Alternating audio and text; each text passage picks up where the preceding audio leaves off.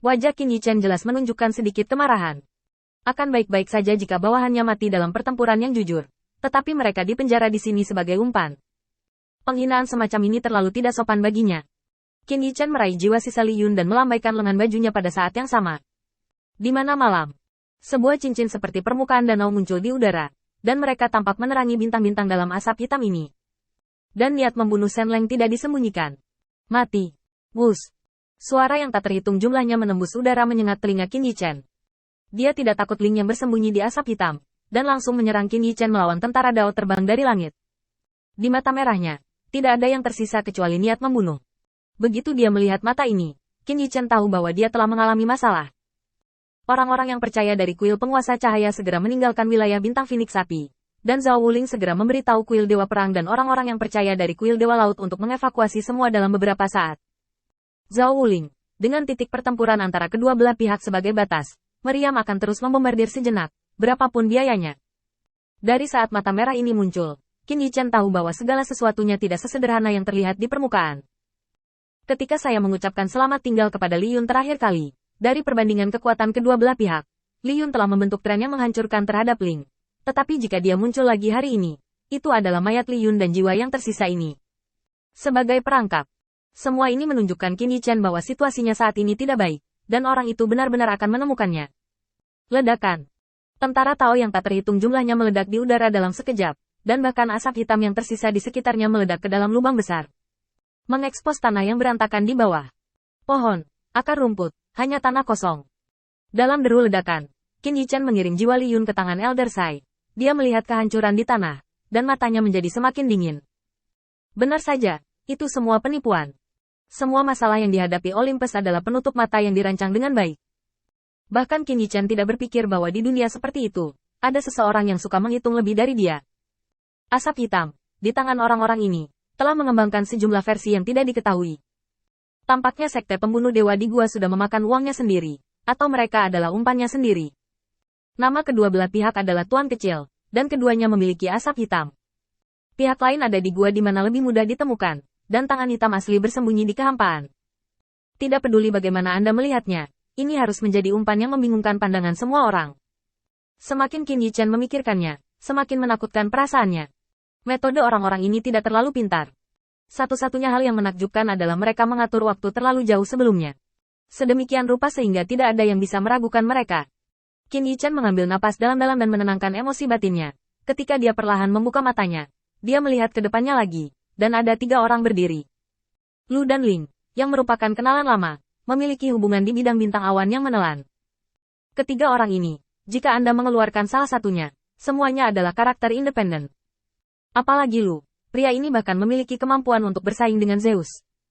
Qin Yichen tidak ingin meminta bantuan di luar, dan dia tidak berencana untuk melarikan diri untuk saat ini. Hanya menatap ketiga orang ini, bahkan napasnya menjadi tenang, kali ini untuk bertarung dengan seluruh kekuatannya.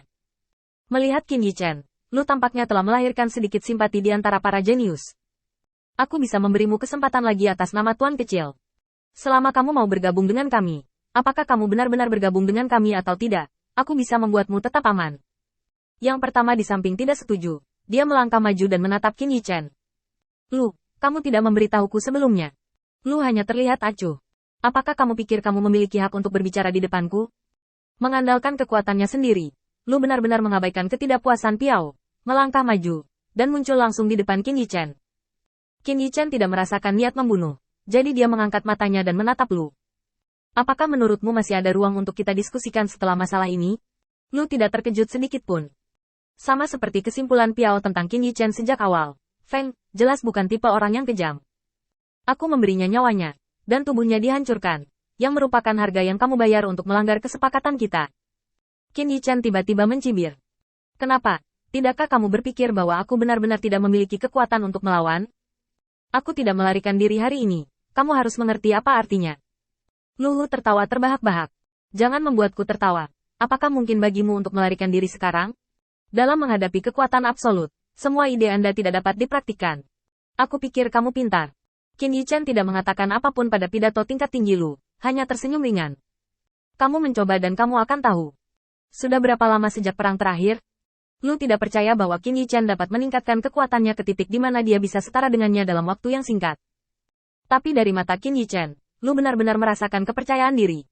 Pada saat berikutnya, tubuh Qin Yichen tiba-tiba meledak dan hancur menjadi potongan daging yang tak terhitung jumlahnya. Menunjukkan ketidakpedulian.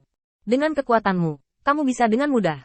Sebelum dia bisa selesai berbicara, Lu tiba-tiba menoleh dan melihat posisi Piao dan Ling. Baik Piao dan Ling tidak bereaksi. Saat berikutnya, tubuh Qin Yichen tiba-tiba muncul di depan mereka. Qin Yichen memegang pedang mendalam Yin Yang dan meluncurkan serangan terlebih dahulu. Lu, dia benar-benar tidak bisa menghadapinya. Kesenjangan kekuatan antara kedua belah pihak terlalu besar.